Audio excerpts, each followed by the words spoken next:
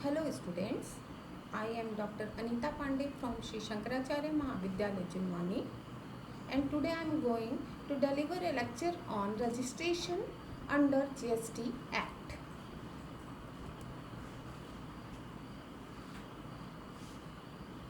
Persons, let's see, first persons liable to registered under GST. According to section 22 of CGST Act 2017, every supplier who makes a taxable supply, that means supply of goods or services or both. So, every supplier who make a taxable supply which is leviable to tax under GST law and his aggregate turnover in a financial year exceed the threshold limit of rupees 20 lakhs shall be liable to register himself in the state or union territory from where he makes the taxable supply. Let's see types of registration. There are three types of registration. First one is mandatory registration, second is voluntary registration, and third is registration by the department, suo motu registration. It is also called suo motu registration. So there are four special category states: Nagaland, Manipur, Tripura and Mizoram. Remember these states: Nagaland, Manipur, Tripura and Mizoram. In these four states, limit for registration liability is rupees 10 lakhs only.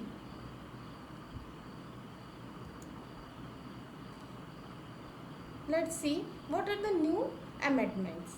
With effect from 1st April 2019, a supplier of goods is required to take registration only when his ATO in the financial year exceed rupees 40 lakhs. That means it increased 20 lakhs to 40 lakhs. This relaxation is not applicable. Remember, this relaxation is not applicable if number 1, person is required to take compulsory registration under section 24, and second is person is engaged in making supply of ice cream and other edible ice, pan masala and tobacco and manufactured tobacco substitutes.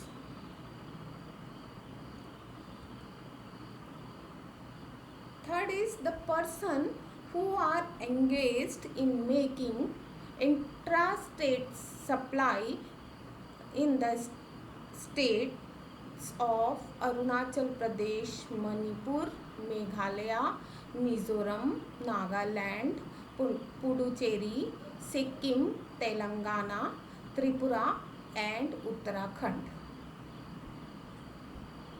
And fourth one is person is opting for voluntary registration in terms of section 25 subsection 3, or person being already registered wants to continue with its registration. So these are four new amendments which are effective from 1st April 2019.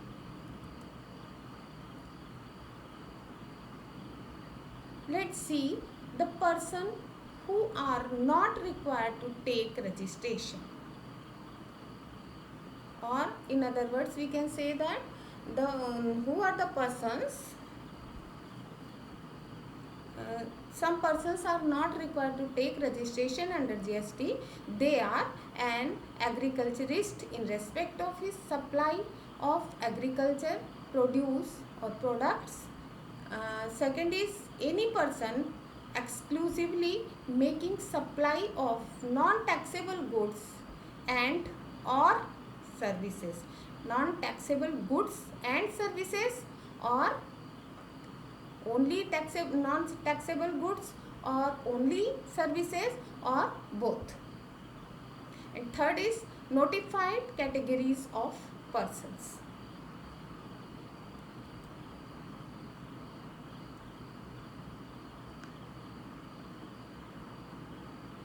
Advantages of taking registration in GST. Under this heading, let's see what benefits or advantages one person get after registered under GST Act. Number one is right to collect tax from recipients of supply. Registration entitles supplier to collect tax from his purchaser. If the person who is not registered person shall not collect in respect of any supply of goods or services, or both, or goods and services, any amount by the way of tax. This is defined under section 32 of CGST Act.